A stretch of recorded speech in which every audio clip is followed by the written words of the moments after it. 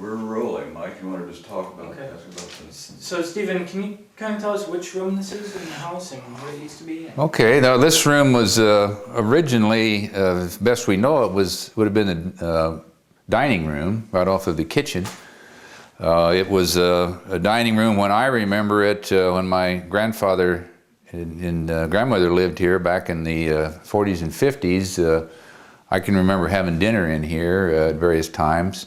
So it was a dining room all during their life. When my mom and dad lived here, they converted this room into like a family room. So they had their couch and TV and so on. But I think the original intent of this room would have been for a dining room. Now you were telling us a little story that you had found the doors to this room. Oh, yes. In the shed. Yeah, these doors that are over here were out in one of the sheds, and they had not been on here for my whole lifetime. So I decided to put them back up since we didn't have a lot of furniture in here right now, but I'm assuming they took them down because they take up a lot of wall space and they're pretty big, pretty good sized doors. And can you point out the fireplace? Oh, well, the fireplace, the original, of course, and we used these a lot when my mom and dad were living here, and even my grandparents. I can remember fires in here periodically, and they do a really good job. Of course, they didn't have the doors on them originally. My parents put the doors on to try to cut down on heat loss, but they do a great job of heating the rooms. You get a good fire in there, it'll run you out of here. But there were 6 fireplaces originally that we'll see some of the others in a minute. 2 upstairs and 4 downstairs. Cool. And these, they put these cabinets in here on the side of most of the rooms, and a couple of them are gone now, but those were obviously for storage. Great, good. Okay. All right, Stephen, so we're in the upstairs hallway. Can you kind of explain Okay. about this room? Well, this chest here is what we call a blanket chest. This again was one of the original pieces of furniture that they brought over from England when they came, and obviously it served as to be able to transport a lot of their items, I'm sure, while they were coming across the ships and across country. It's been in the house ever since, so we value this as a pretty unique piece of furniture. The floors up here, as I mentioned earlier, are all planks too. This was not configured quite like this originally. As I was mentioning downstairs, they changed the stairway. Originally, the stairway would have started coming up over here, and then there was a landing across there, and then it would have come on up someplace over against that wall. We think also that door behind us that we just came out of probably was right across from this one originally. It was probably right there. And then when they changed the steps, they had to fill it in and move the door back to there. And they probably cut this door in here in 1855 also to serve as a entryway out onto the to the second-story porch. So this area would have looked differently in 1823.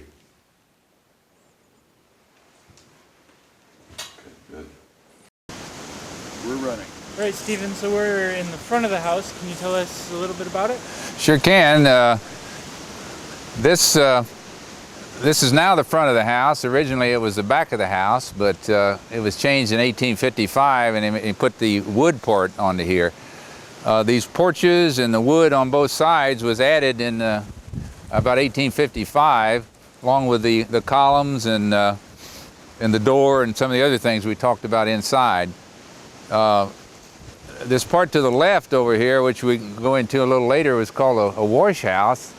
They've got a stove or a fireplace in there where they would heat their water, and that's where they would do all their washing in there. So that's kind of a unique part of the house. The part to the right, there's a smokehouse over there that was installed in 1865. So that was actually put on after the wood part was, but the door from the kitchen used to lead out there as a brick walkway that goes out to the old smokehouse. And the inside of that, there's still old hooks, and it's all dark and black up in the top from all the smoking and the fires that they'd have in there. There also used to be on the left-hand side again, there's a shed out to the in the distance that we call the carriage house, and that used to be hooked on to the end of this wash house right here, and it extended out towards the driveway, and that's where they parked their carriages. And that part of the house was taken off in 1909 and was moved over to where it is now, and we'll see that a little later. But that was sticking out in the back here.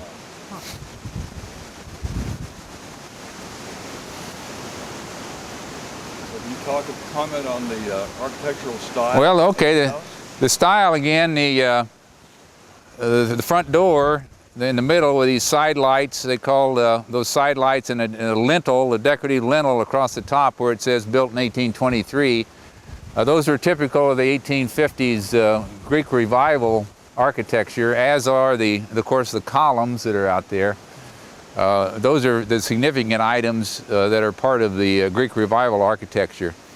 The rest of the house, the original brick, is what they call the Federal style, typical layout of the central hallway and two rooms on each side, and two chimneys, one on each end. So that's typical of the Federal style house.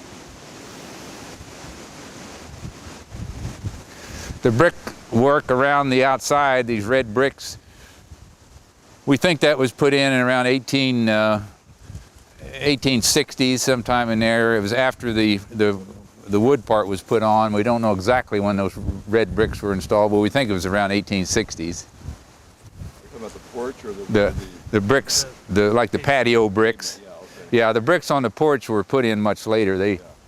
That would have originally been a wood. We think too the house, the original roof, we're not sure what they would have had on there. It could have been wood shingles. There were some old wood shingles that we pulled off of there in 1972. So the original house may have had something like wood. We don't think it had slate, but it probably had wood shingles.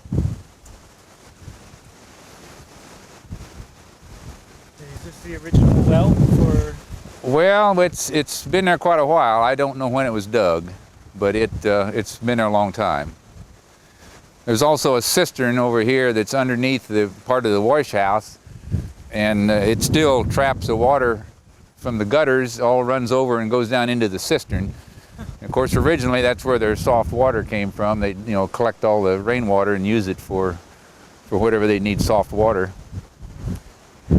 We used it for years as part of the hot water system in the house. We didn't drink it, but it was hooked into the hot water system, and we'd use that water for showers and so on. It's now got rural water, so we've hooked the rural water line into the house, so we don't have to rely on the wells or the cistern anymore.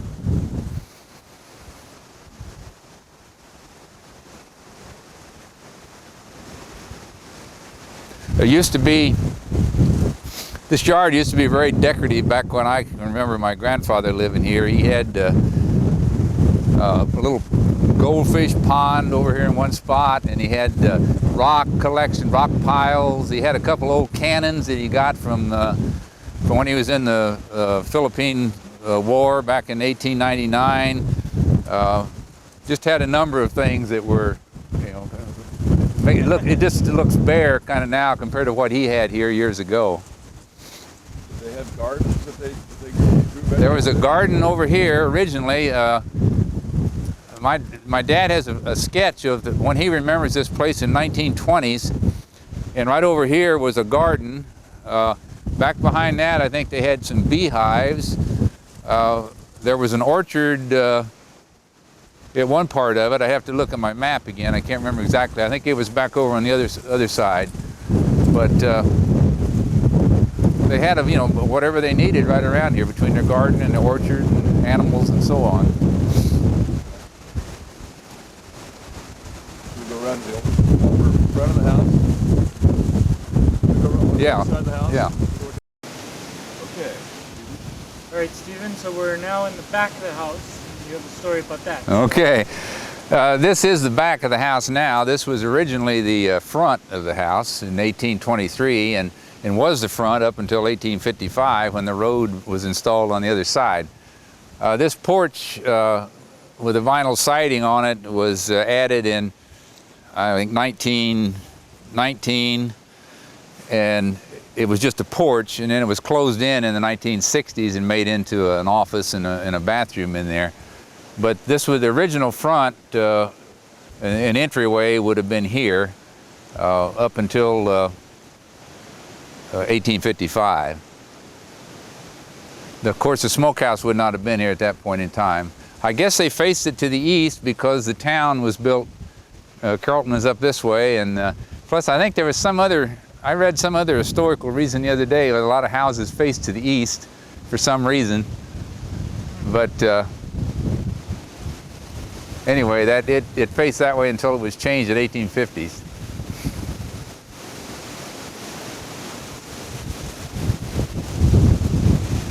One piece of original gutter up there, you see, is kind of a decorative piece on that at the top of the house where that gutter is. That's been there for well over 100 and something years.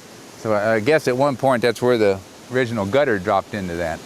Oh, right on the corner. Yeah, that corner with the stars on it.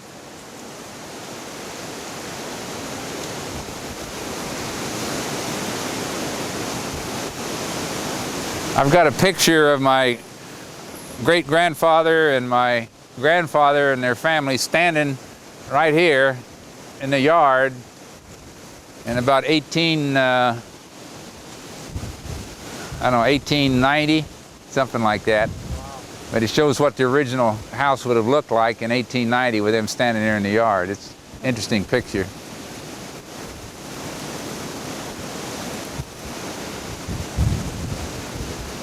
What's the building we're standing next to? Well, used to be a chicken house. Okay. So it's very handy to the house. Yeah, now it's no chickens in it now. I use it as a kind of a workshop and keep tools and stuff in there. But it was an original chicken. Now, this was a chicken yard we were in originally. Yes, these are the chicken stores here. Yeah, they could come in and out through those doors, right? And these used to be where they would pivot, and you could open them up, and you did that to get airflow through here so they didn't get too hot.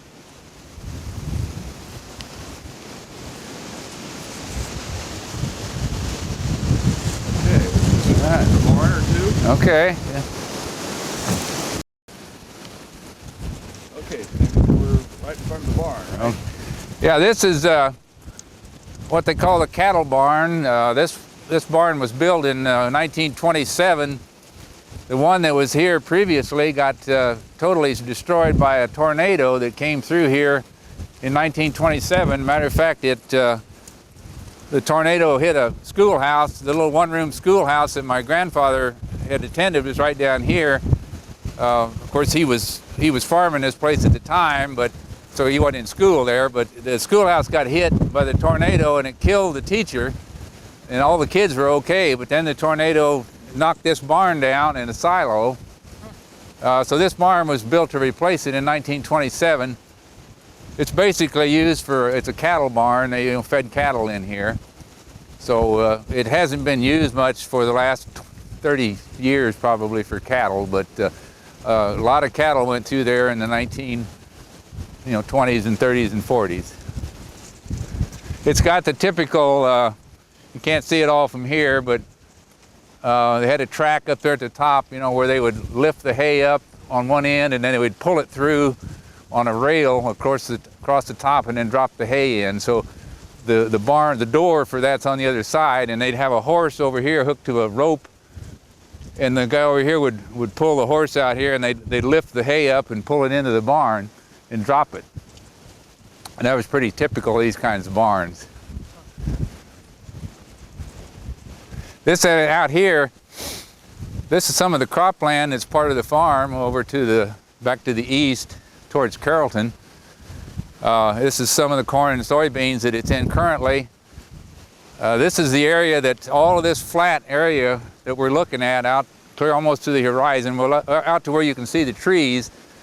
This would have all been tall grass prairie back in 1822 when they came here, the grass here would have been probably over your head. The mixtures of grass that they had was pretty typically 7 to 8 feet tall. So that would be quite a sight to see, you know, something like that. And then this house to be sitting out here in the middle of that tall grass prairie was kind of interesting. Plus, another thing that they did, those kinds of prairies were really dangerous because of the fires.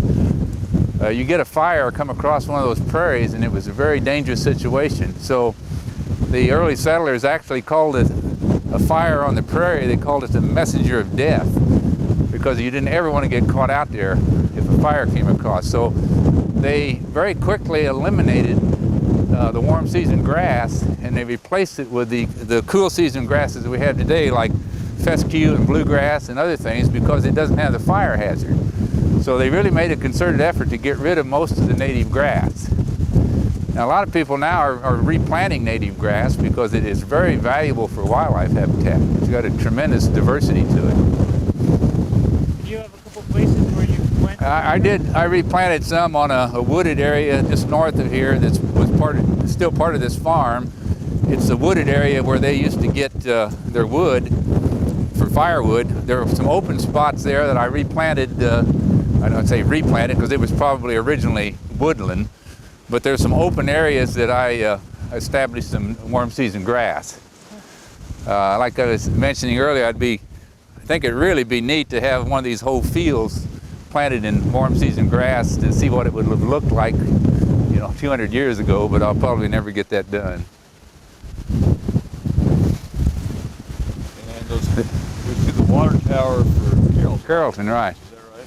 Yes, and this is one of those fields out through here that would have been very wet originally, and they had to dig tile in by hand. A tile starts down there by that house and comes all the way up through here and goes out through that field. And they originally did that in the 1890s, and they dug all that in with a spade. So it was a lot of work, but without that, they would never have been able to farm that.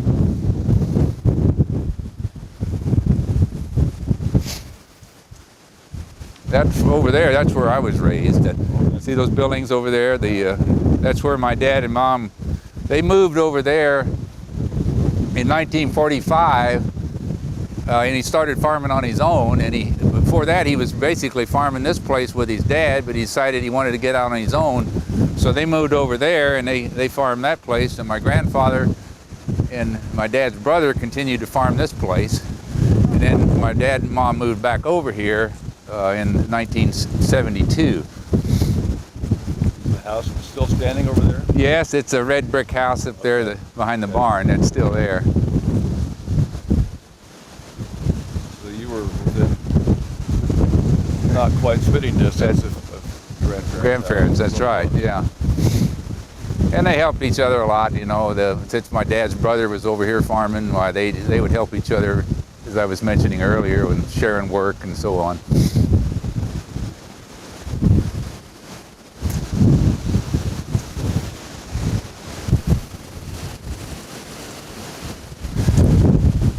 But everything within about 2 miles of where we're standing would have originally been tall grass prairies, and then beyond that would have been the wooded areas. You can see the remnants of those off in the distance.